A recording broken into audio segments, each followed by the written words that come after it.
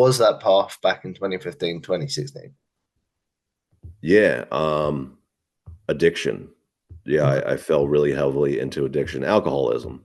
Um, you know, every great writer is an alcoholic is something I've heard before.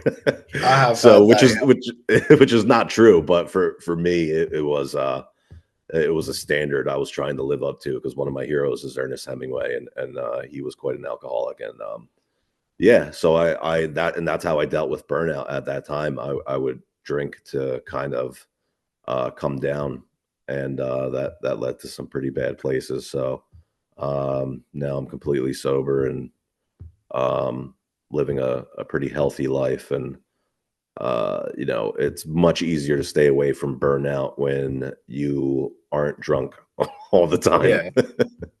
So yeah. You talked about being, in your own words, drunk all the time. How did Mhm. that affect your work, do you think?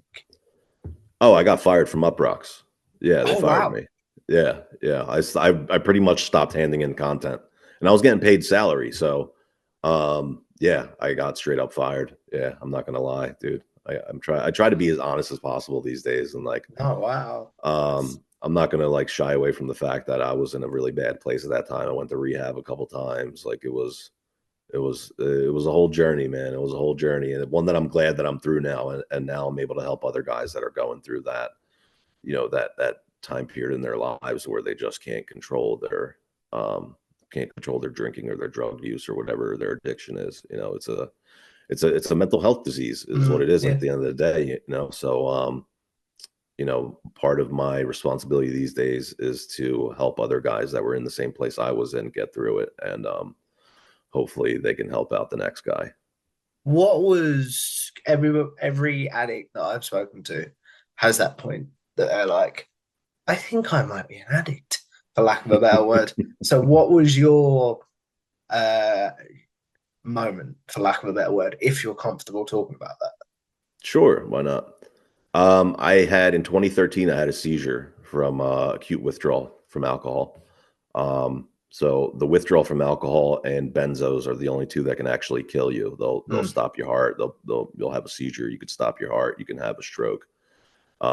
They both work on the same cell receptor, so that's why they both have similar withdrawals. So I didn't know that at the time. Mm. I was ingesting benzos from my doctor and drinking on top of that, and then one day I decided to get sober, which is a really bad idea to cold turkey either Mm. of those substances. I was doing cold. I was going to do a cold turkey on both, and so I had a seizure, and that was after that I went to rehab, and that started my journey. That's really, really powerful, I think. Is that similar to what happened to Big Bill a few years ago?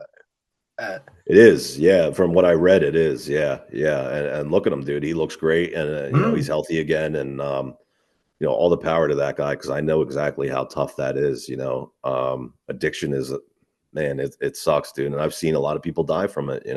Unfortunately, when you live that lifestyle, and then even in recovery, when you're trying to help other people out, you see a lot of people not be able to beat that disease. yeah. And it's really sad. Because they leave behind, kids, they leave behind parents wondering what if, and it's sad. So Mm. you know but thankfully he was able to beat it. I was able to beat it, and it's never truly gone. It's something that you have to work at every day.